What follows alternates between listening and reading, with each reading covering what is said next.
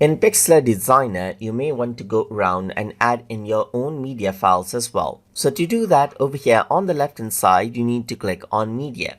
And over here, you need to go around and click on add media right here. So once you do that, over here you can see that there's different media files that you can select from. So I'm just going to go around and select out this Ben's media and click on open. And once you do that, the media is added in, as you can see right here. And that's it. That's how you can go around and add in a media file from your computer.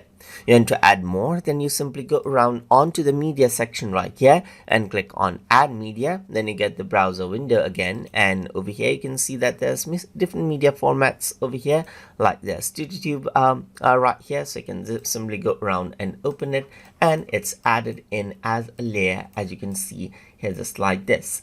And that is how you can add in media files that are stored on your computer inside of Pixlr Designer's workspace.